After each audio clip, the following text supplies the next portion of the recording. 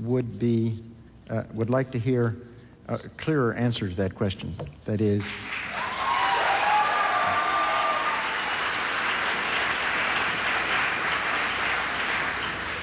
the question is, do you or your government seek the destruction of the state of Israel as a Jewish state? And I think you could answer that question with a single word, either yes or no.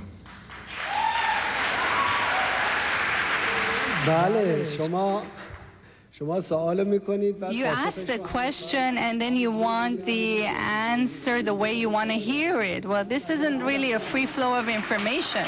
I'm just telling you what my position is. I'm asking you, is the Palestinian issue not an international issue of prominence or not? Please tell me, yes or no? There's a plight of a people. The answer to your question is yes.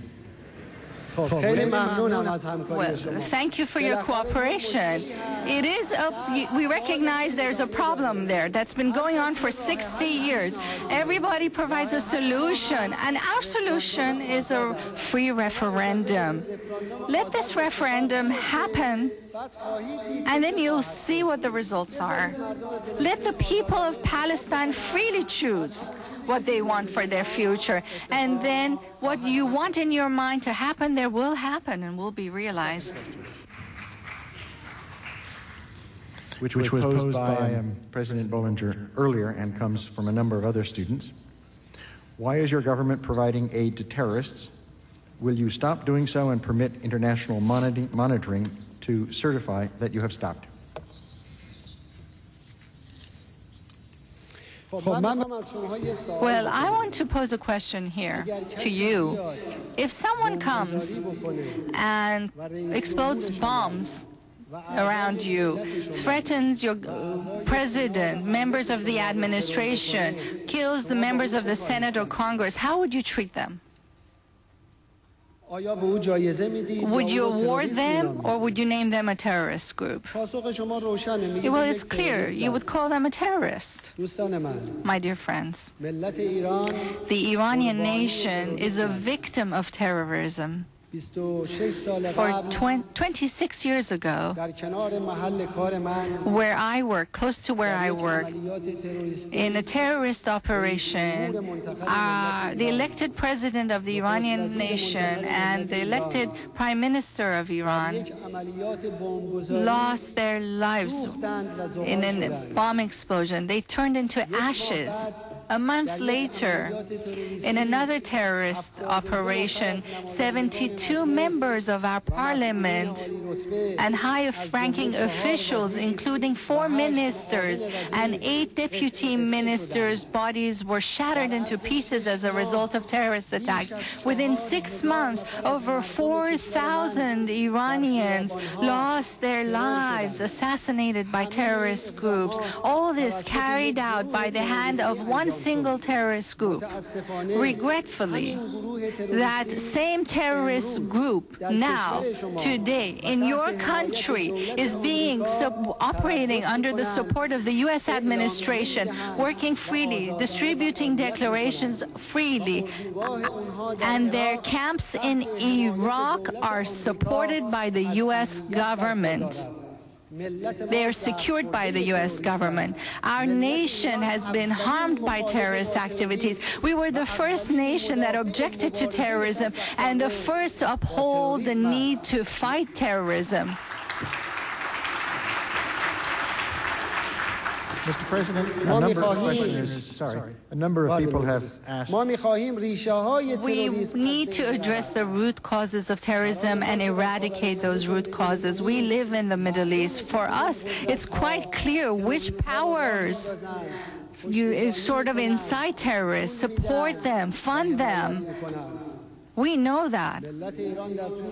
Our nation, the Iranian nation through history, has always extended a hand of friendship to other nations. We're a cultured nation.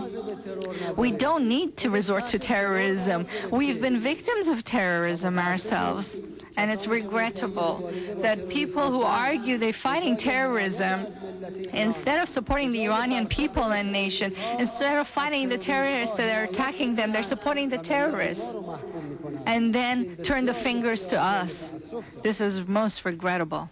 Mr. President, a further set of questions challenge your view of the Holocaust. Since the evidence that this occurred in Europe in the 1940s as a result of the actions of the German Nazi government, since those facts are well documented, why are you calling for additional research? There seems to be no purpose in doing so other than to question whether the Holocaust actually occurred as an historical fact. Can you explain why you believe more research is needed into the facts of what is incontrovertible? Thank you very much for your question. I'm an academic, and you are as well. Can you argue that researching a phenomenon is finished, forever done? Can we close the books for good on a historical event? There are different perspectives that come to light after every research is done. Why should we stop research at all? Why should we start the progress of science and knowledge? You shouldn't ask me why I'm asking questions. You should ask yourselves why you think that that's questionable. Why do you want to stop the progress of science and research? Do you ever take what's known as absolute in physics?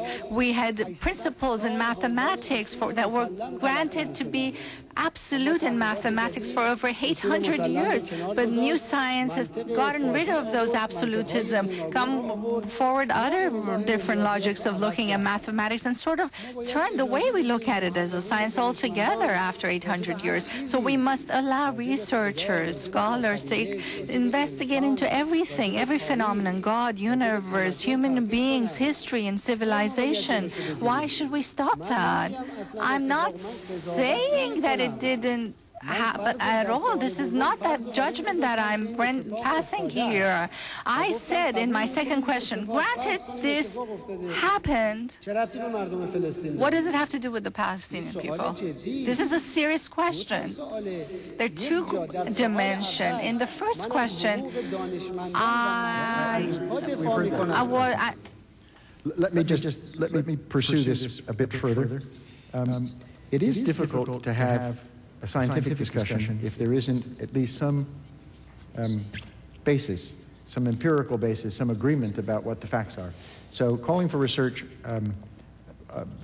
into the facts when the facts are so well established represents for many a challenging of the facts themselves and a denial that something terrible occurred in Europe in those years. Let me move on to ببینید اجازه بدید شما بالاخره آزاد هستید. After all, you're free to interpret what you want from what I say, but what I'm saying with full clarity. In the first question, I'm trying to actually uphold the rights of European scholars. In the field of science and research, I'm asking, there's nothing known as absolute. There's nothing sufficiently done, not in physics for certain. There's been more research on physics than it has on the Holocaust, but we still continue to do research on physics. There's nothing wrong with doing it.